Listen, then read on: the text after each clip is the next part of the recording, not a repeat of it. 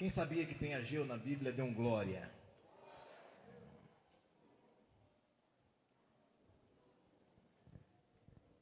Quem encontrou Ageu, deu um aleluia. Livrinho difícil de encontrar, né? Pequenininho, mas 2 capítulos. Glória a Deus. Aleluia. Eu gostaria que você abrisse no capítulo 2. Nós vamos ler um versículo apenas neste momento. Depois nós vamos nos assentar. Pode deixar nesse áudio mesmo aqui para mim, para o retorno.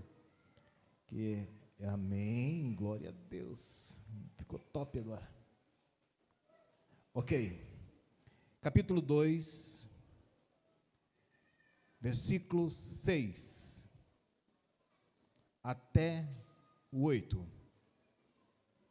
Assim diz o Senhor dos Exércitos: ainda uma vez, dentro em pouco, abalarei os céus, a terra, o mar e a terra seca. Abalarei todas as nações, e o desejado de todas as nações virá, e encherei esta casa de glória, diz o Senhor dos Exércitos. Minha é a prata, meu é o ouro, diz o Senhor dos Exércitos. Amém. As crianças vão ser liberadas, ok? Vão? Ok? Sim ou não? Sim. Ah, está lá, glória a Deus. Amadas, as crianças estão liberadas até 9 anos.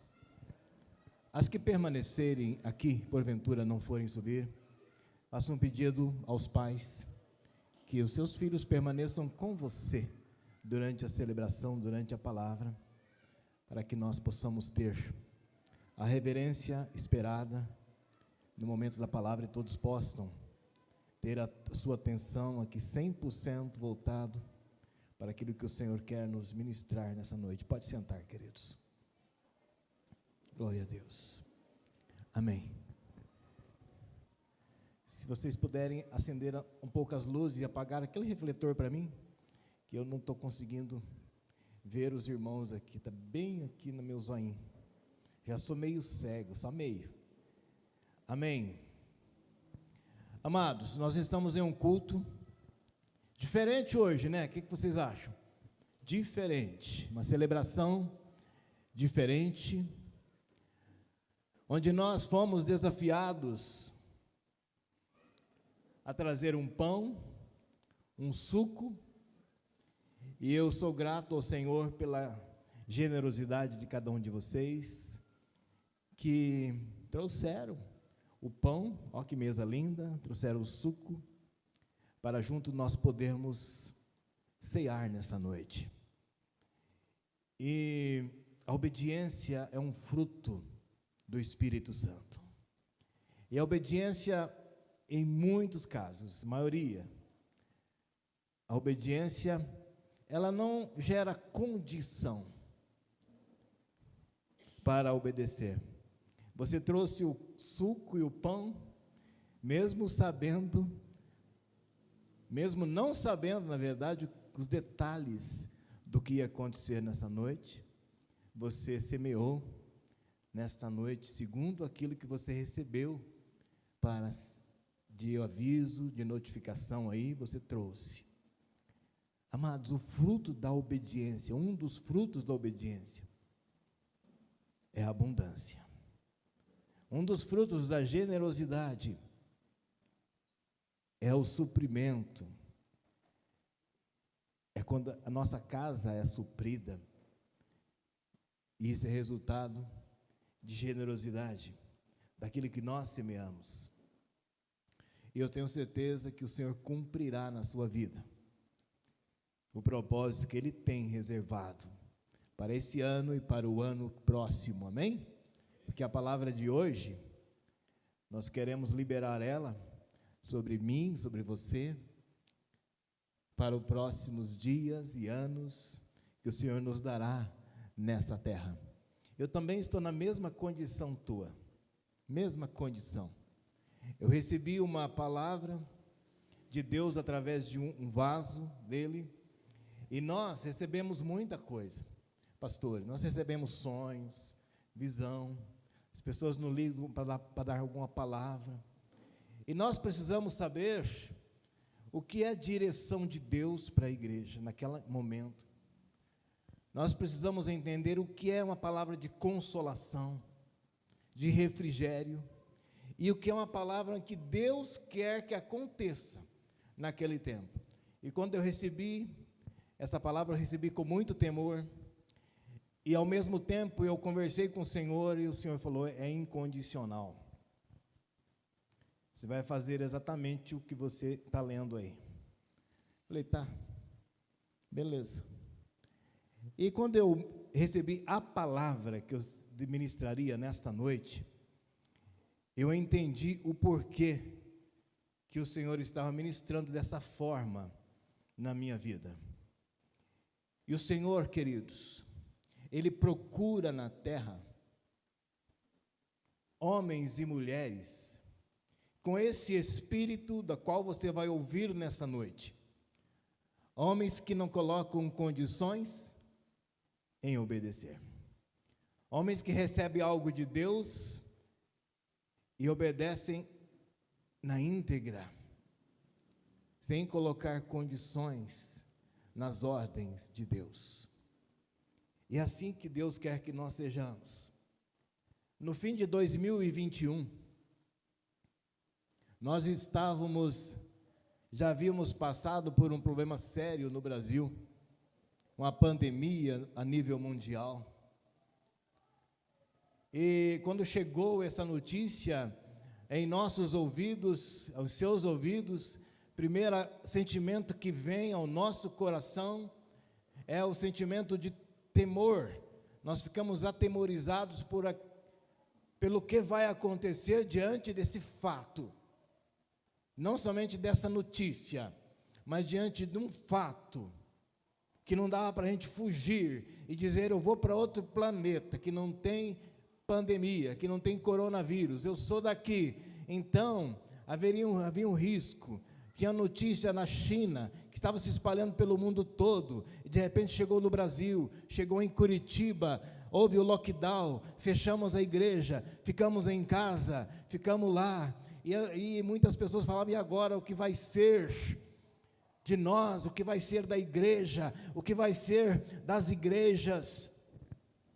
E o Senhor nos deu uma palavra naquela época, nesse texto, que eu vou ler, que nós já lemos nessa noite, que nós vamos discorrer, uma palavra de Deus para que nós ficássemos firmes, porque o Espírito de Deus estava em nós e conosco, e quando o Espírito de Deus está com você e em você, não há o que temer, não há o que temer. Amados, a gente às vezes se acostuma com a crise, nós nos acostumamos com as coisas, e nós não podemos nos acostumar e nem nos conformar com a situação do nosso mundo, do nosso Brasil. Talvez você esteja olhando hoje e você está falando assim, deixa que dê o que dê. Amados, mas eu preciso te dizer, pode piorar. Desculpa eu dizer para você nessa noite que a situação pode piorar. Desculpa eu dizer para você nessa noite que a situação financeira da nação pode vir à bancarrota. Perdão eu poder ter que te informar que a situação do mundo, do planeta, não vai ser melhor do que é hoje, que pode piorar. Porque a palavra de Deus diz que, Ele não diz que dias melhores virão, diz para nós que esse é o princípio das dores. Há poucos dias alguém perguntou em que tempo do Apocalipse que nós estamos vivendo. Nós estamos vivendo o tempo da graça, o tempo da igreja, o tempo de nós pregarmos a palavra, mas você não sabe, talvez, mas países do nosso lado estão comendo cachorro, os cachorros já acabaram, agora não estão comendo nada. Você acha que isso não é o princípio de dores? E nós precisamos acordar e ver o mundo à nossa volta, sim. Ver as notícias reais, sim. Ver o que está acontecendo, sim. Ver os riscos que a nação corre, sim. Mas nós precisamos ter uma postura diferente diante de tudo, tanto na abundância quanto na não abundância.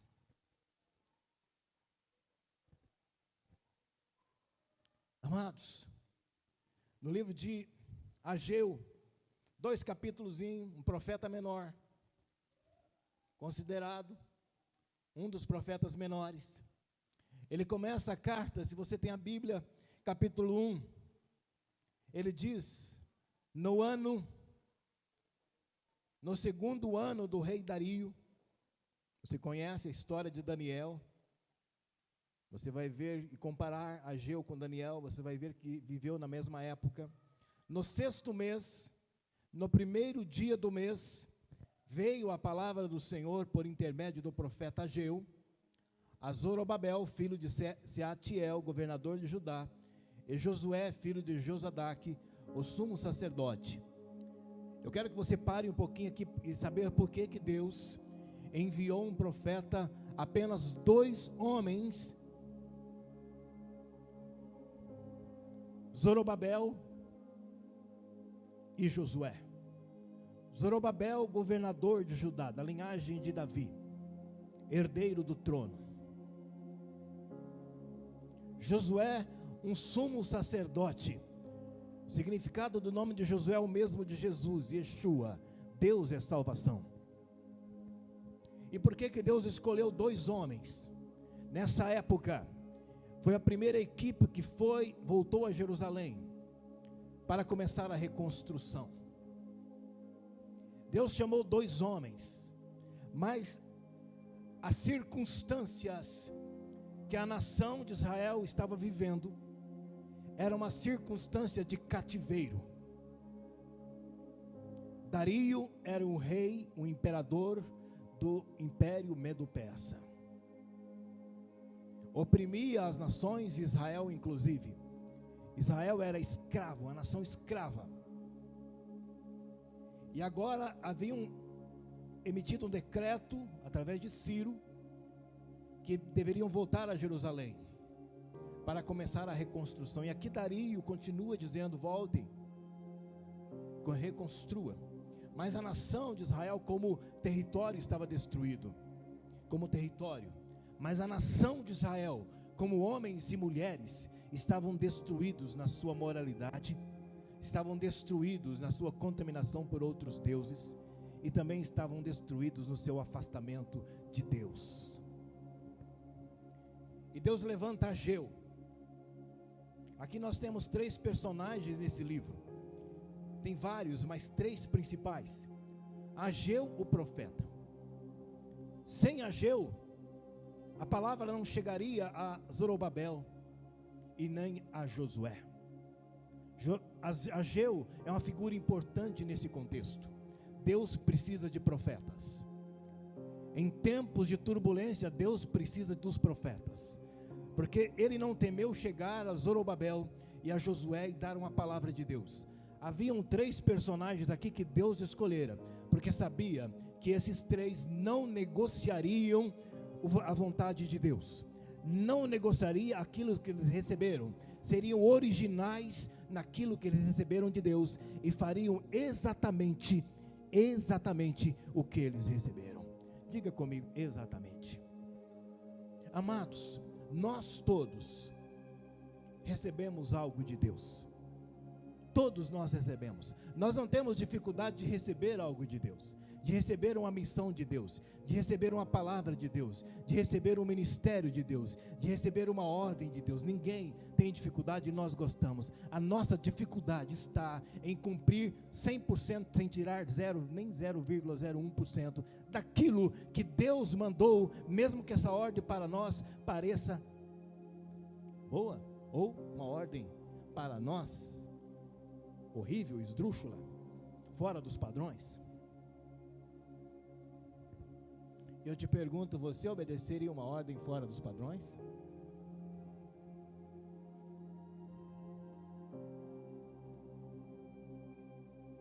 Você obedeceria uma ordem de Deus fora da caixinha, fora do sistema. Agora, em que contexto que eles receberam? Eles receberam uma ordem diante de um cativeiro. Ageu, primeiro, foi o que recebeu. Vá até Zorobabel e Josué.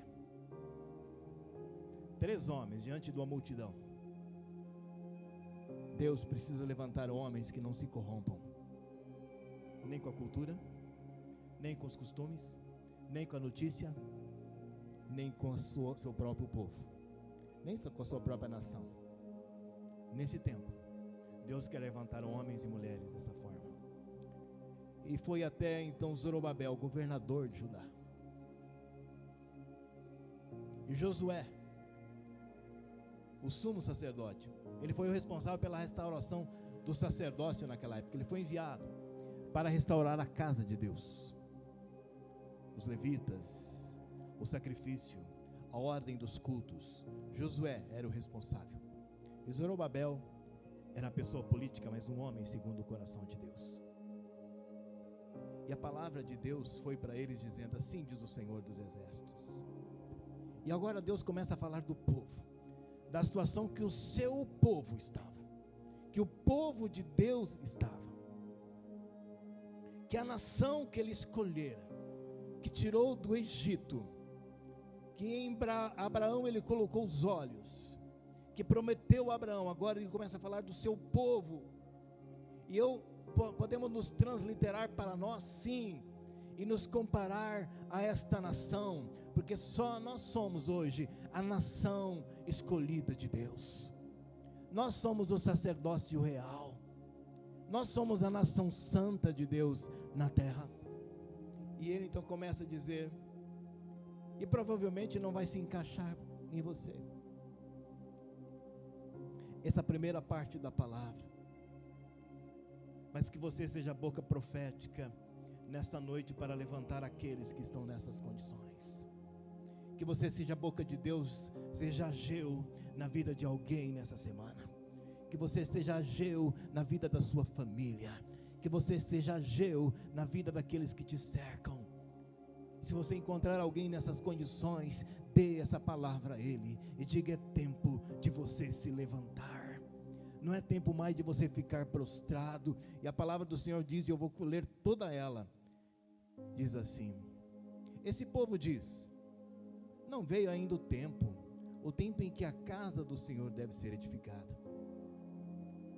Transliterando, não veio o tempo ainda de eu servir ao Senhor. Veio, pois, a palavra do Senhor por intermédio do profeta Ageu, dizendo: é para vós tempo de habitardes em vossas casas bem acabadas, enquanto essa casa fica deserta.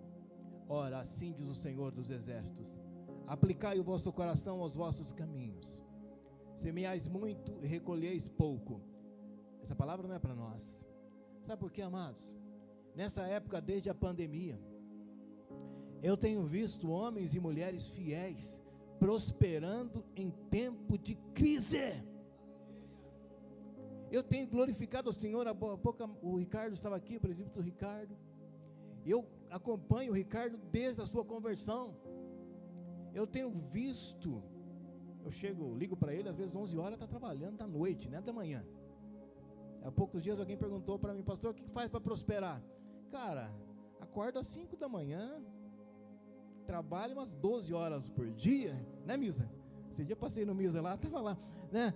Trabalha umas 12 horas por dia, dorme o suficiente e acorda no outro dia animado, guarda o dinheiro, dizima, investe no reino de Deus, está feito o esquema, você vai prosperar. Ninguém prospera dormindo. Amém, pastor? Amém? É por aí. Amém? Não vai na onda da internet, aí vai prosperar, vai investir 100 e vai colher 10 milhões, vai ficar rico da noite para o dia. Não, querido, faça isso não, trabalhe. Amém? Amém? Amém ou não amém? Eu tenho visto pessoas prosperarem extraordinariamente nesse tempo. Mas pode ser que você esteja nessas condições aqui, ó. Então essa palavra vai ser para você e hoje você vai ser diferente daqui. Amém? Aplicai o vosso coração aos vossos caminhos, semeais muito e recolheis pouco. Se você está nessa condição, você tem semeado e colhido pouco. Comeis, mas não vos saciais. Vestivos, mas ninguém se aquece.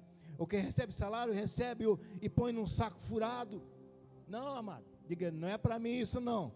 Mas se é para você, receba a palavra final. Assim diz o Senhor dos Exércitos: aplicai o vosso coração ao vosso caminho. Subi ao monte, trazei madeira, edificai a minha casa, para que dela me agrade e seja glorificado, diz o Senhor. O que o Senhor está dizendo para nós hoje, querido, é tempo de você voltar ao Senhor.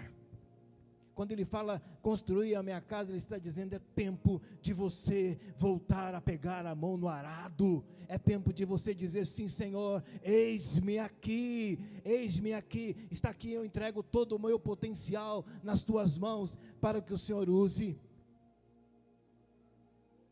Esperaste muito, eis que veio a ser pouco. Este pouco, quando o trouxeste para casa, eu dissipei como um sopro. Por quê? Diz o Senhor dos Exércitos, por causa da minha casa, que está deserta, enquanto cada um de vós se ocupa com a sua própria casa. Palavra dura de Deus. Mas eu vou simplificar para você. O que o Senhor está dizendo aqui, ó, que quando nós nos aplicamos naquilo que Ele quer que nós apliquemos, o que eu trago para a casa do Senhor não vai ser como um sopro, vai ser multiplicado, potencializado na minha vida e na casa dEle. E Ele diz que o motivo disso é por isso que eu retenho o orvalho dos céus sobre a tua terra, para que ela não dê fruto. Você está ouvindo essa palavra? Está ligado, querido? Ouve bem, é a palavra de Deus, eu nem estou pregando, só estou lendo, para você entender.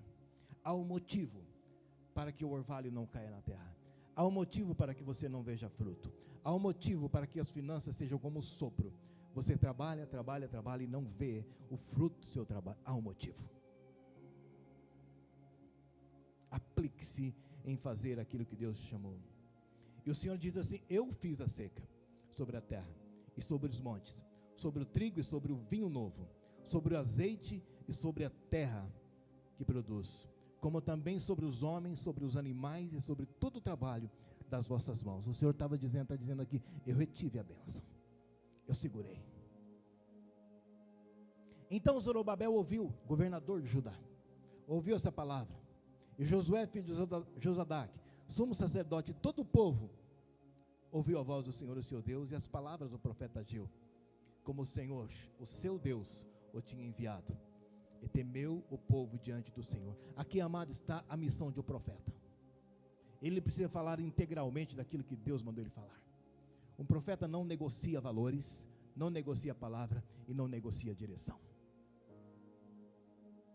O profeta é aquele que entrega tudo, não omite nada. E um sacerdote é aquele que recebe tudo e obedece tudo. E um governador é aquele que recebe tudo e não retém nada, e entrega tudo. Os princípios e as ordens de Deus são inegociáveis.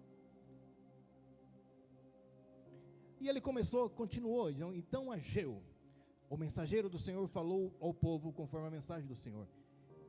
Agora ele, então diz ao povo, mesmo assim, eu sou convosco, diz o Senhor. O Senhor estava dizendo, mesmo nessas condições, eu estou com você. Calma aí, eu tenho algo para você, sossega. De modo que, houve algo nesses dois homens que ouviram as palavras do Senhor. Quando eu ouço a palavra de Deus na íntegra, quando eu a recebo e me inclino a obedecê-la integralmente, exatamente isso que acontece, de modo que o Senhor suscitou. Amado, o que é suscitou? Não é ressuscitou. O Senhor inspirou o espírito de Zorobabel, filho de Sealtiel, governador de Judá, o espírito de Josué, filho de Josadaque, sumo sacerdote, e todo o povo. E eles vieram, serviram na casa do Senhor dos Exércitos, e ao 24º dia do 6º mês do ano do rei Dario. Ok. No primeiro capítulo, o Senhor faz um diagnóstico da situação do povo. Amado, eu disse no começo aqui,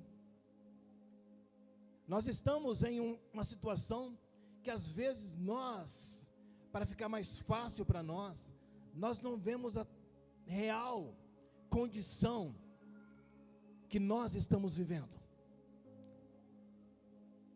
Nós não vemos a real guerra espiritual da qual estamos vivendo. Eu estive numa reunião grande esses dias. Estava lá o Fernandinho de Paula, uma multidão de pessoas, e eu olhei para os lados e falei: o que está acontecendo? O negócio parece que tinha um teto de bronze. Sabe por quê, querido? Nós estamos vivendo nesse tempo uma opressão da qual a igreja nunca viveu. E parece que Satanás, com seus demônios, foram liberados em maior número do inferno. Então é bom que você acorde e saiba que nós estamos vivendo uma guerra espiritual sem precedentes.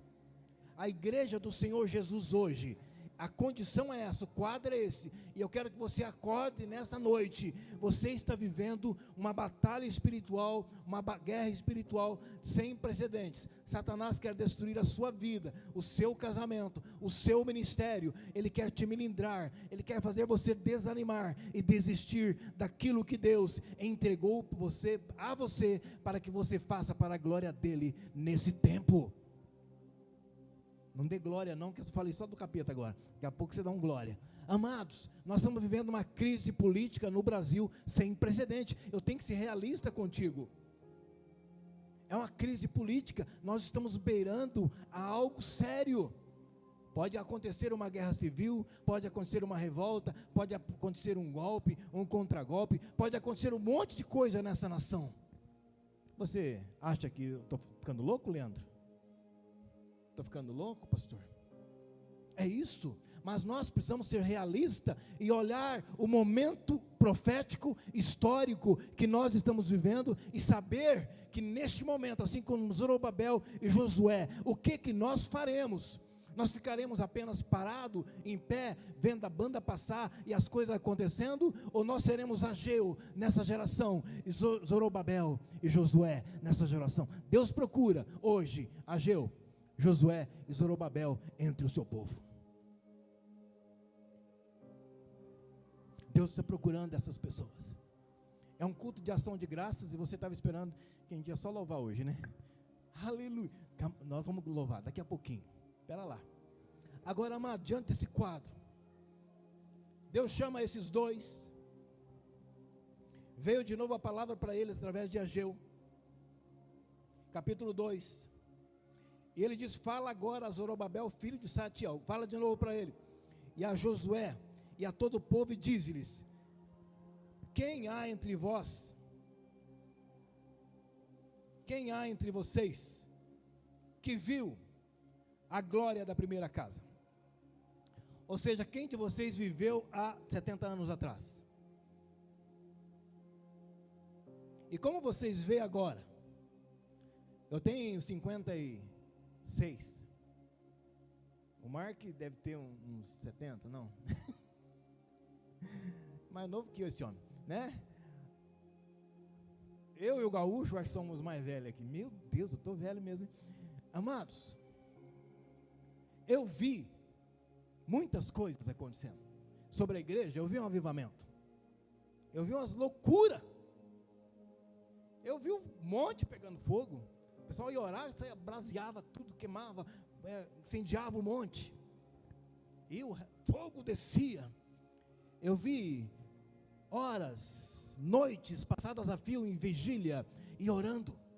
Eu vi pessoas sendo batizadas no Espírito Santo, multidão sendo batizada no Espírito Santo, pessoas orando em línguas na hora, pessoas sendo arrebatadas no Espírito. Eu vi tudo isso e eu fico pensando: será que Deus quer nos visitar com essas coisas hoje? Estamos preparados para isso? Quem viu a glória da primeira casa? Quem viu coisas extraordinárias que Deus fez no tempo anterior? Quem já viu milagres acontecendo?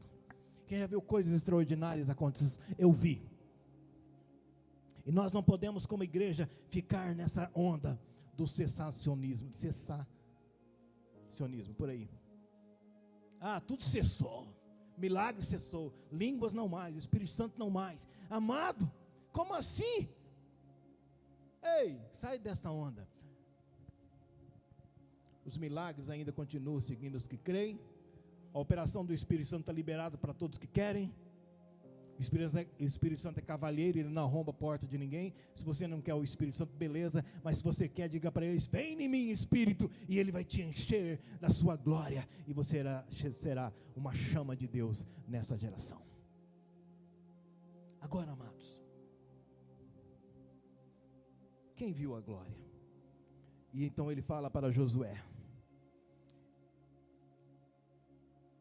e Zorobabel, capítulo 2, versículo 4. Esforça-te, Josué, filho de Josadaque, e você, sumo sacerdote, esforçai-vos, todo o povo da terra, diz o Senhor. Eu estou lendo tudo aqui, para você entender. E trabalhar. Deus falou para eles: olha, tem duas coisas que vocês precisam fazer: esforçai-vos e trabalhai. Diga, trabalhai. Amados, eu vejo que a maior crise de depressão nas pessoas, pastor. O pastor atende mais que eu agora. Sabe, pastor Misa, qual que é a maior crise de depressão na vida das pessoas? Estou saindo do foco aí, desculpem. Sabe, o pastor Levi também andou pra caramba aqui, ó. Sabe qual é a maior crise de depressão na vida das pessoas? Dos crentes, estou falando dos crentes. Sabe qual é? Deixaram de fazer a obra que Cristo chamou para fazer. Aí fica, não me dá oportunidade. Isso que estava acontecendo aqui. E Deus chamou dois homens e falou: olha, esforça-te. Primeira coisa, esforçai-vos. Segunda coisa, trabalhai. Daí começa a vir uma recompensa. E ele fala na segunda parte do versículo: porque eu sou convosco, diz o Senhor dos Exércitos. Deus aqui repete várias vezes: diz o Senhor dos Exércitos. Por que ele diz Senhor dos Exércitos, querido? Aqui, em muitos casos Deus diz assim diz o Senhor, mas em Ageu ele diz assim diz o Senhor dos Exércitos. Deus estava falando: é hora de guerra, é hora de guerra. O Senhor dos Exércitos, ele chama pessoas para guerrear. É hora de guerra. Várias vezes ele repete. Agora ele fala de uma aliança que ele fez conosco, que ele diz: é essa aliança que fiz convosco quando saíste do Egito. O meu Espírito habita no meio de vós. Não temais. Você crê que o Espírito habita no meio de vocês? E a segunda parte: não tenham medo. Vai ter momento que o medo vai vir forte. Assim diz o Senhor dos Exércitos: ainda uma vez, dentro de pouco. Presta muita atenção nesse texto. Essa palavra é para hoje, para amanhã e para depois. É o Senhor que faz isso. Ainda uma vez, dentro em pouco tempo, abalarei os céus. Quem que abala os céus? Sabe que o homem tem condições de abalar os céus? Eu abalarei a terra, o mar e a terra seca. Deus faz isso. Abalarei todas as nações. Você acha que o Brasil está sendo abalado? Sim ou não? Está tudo calminho, né? Tudo correndo bem? Não, está sendo abalado. As pessoas estão confusas, não sabem o que vai acontecer na nação. Então o Brasil está sendo abalado. O Senhor está falando assim: sou eu que abalo as nações, para que o desejado das nações venha e se assente no trono de justiça. Deus é que abala as nações, mas ele termina, ele completa a palavra, ele diz: encherei essa casa de glória, diz o Senhor. E quando ele fala isso, ele está falando especialmente para você. Então coloca a mão no seu peito e diga: Deus encherá essa casa de glória. Ah, amado, o Senhor diz lá que toda a terra se encherá do conhecimento da glória do Senhor. E às vezes a gente se confunde nisso. Deus quer que nós conhecemos Ele, sigamos e prossigamos em conhecer o Senhor, mas há algo que nós precisamos conhecer mais do que a Deus, é conhecer a glória de Deus. Quando eu conheço a glória de Deus, eu não quero sair dela jamais. Agora ele diz sobre o abalo das nações. Por que ele abala as nações? Ele diz: minha prata, meu é o ouro, diz o Senhor dos Exércitos. De quem é o ouro e a prata? É do Senhor. Por que ele está dizendo isso nesse contexto? Ele está dizendo: olha, as nações pegam o ouro e a prata para eles, e colocam nos seus cofres, e dizem: é minha, as riquezas são minhas. Mas ele está dizendo: aquele que acordar nesse tempo, e saber o momento, e não ficar se melindrando, nem se chateando pelo momento, mas olhar com os olhos de águia para a crise que nós estamos vivendo e vamos viver. Deus está dizendo que é dele a prata e o ouro, é dele a prata e o ouro, as riquezas são dele, todas as riquezas da terra pertencem ao Senhor, e a glória dessa última casa será maior do que a primeira. Amado, eu quero dizer para você, mesmo as nações estando em crise, mesmo você vendo as riquezas das nações indo embora, sabia que tem pessoas prosperando na Venezuela? Quem sabia disso? Sabia que tem pessoas ficando ricas na Bolívia? Quem sabia disso? Sabia que tem pessoas enriquecendo na Ucrânia? Não sabia? Procure saber. Sabe por quê, queridos? Quando Deus abala as nações, uns fogem e outros pegam as riquezas. Mas eu não estou profetizando que vai ter uma crise no Brasil, não. Estou dizendo para você que já estamos em crise. Não teremos uma crise, nós estamos vivendo no meio dela. E nós podemos profetizar sobre a nação e dizer: sim, Senhor, salva a nossa nação. Podemos dizer todos os momentos. E não podemos ser alienados ao ponto de falar: estou nem aí. É tempo da igreja assumir a sua posição de igreja nessa nação, de povo de Deus nessa nação, e dizer: Senhor, eu sou Ageu, sou Zorobabel e sou Josué, eu sou boca profética neste lugar. Senhor, eu também sou governo neste lugar, eu sou a igreja que é o sacerdócio de Cristo neste lugar onde eu estou, nessa nação que eu estou. Então, amado, Deus usa pessoas para construir as ruínas destruídas. Agora, amado, no final do capítulo 2, essa palavra para nós nessa noite, Deus começa a falar das bênçãos que virá.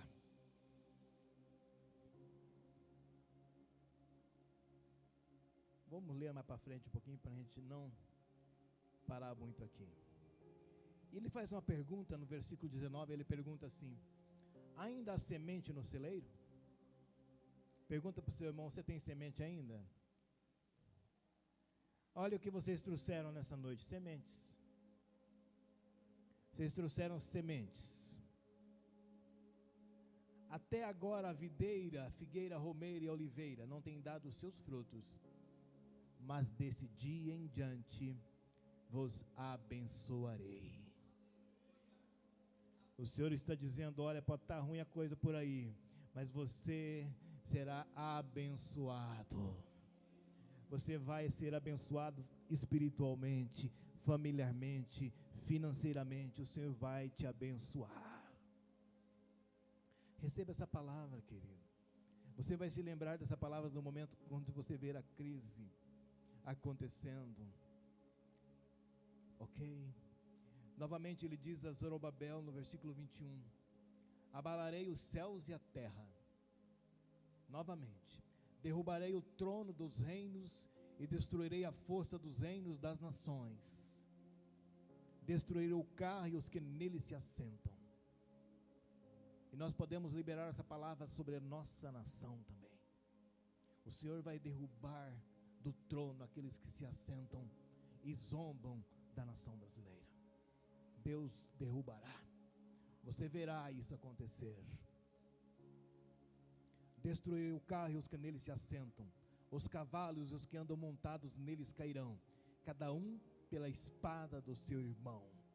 O Senhor está dizendo: no arraial do inimigo, espadas se voltarão contra a espada e eles mesmos se destruirão. Naquele dia, diz o Senhor dos Exércitos: ó Zorobabel, filho de Sealtiel, meu servo, diz o Senhor, eu te farei como um anel de selar, porque eu te escolhi, diz o Senhor dos Exércitos. Quantos aqui são escolhidos do Senhor? Quantos são escolhidos de Deus? Deus zela por aqueles que Ele escolheu. Deus jamais deixará de olhar para você e ver o selo da aliança que Ele colocou em você, da fidelidade do seu coração, da fidelidade do serviço que você presta ao Senhor. Deus vai olhar para você e falar: olha, eu preciso preservar esse meu irmão, essa minha irmã, nesse tempo, qualquer que seja o tempo que eles estejam passando, eu preservarei esse meu filho nesse tempo. E nós vamos terminar essa palavra dizendo assim: mas desse dia em diante eu te abençoarei, diz o Senhor. Amém, glória a Deus. Quero pedir que o louvor venha até o altar, vamos ministrar. Amados, estamos indo para o final. Eu gostaria que você prestasse muita atenção nesse final. O pão tem um significado muito grande na Bíblia e também na história.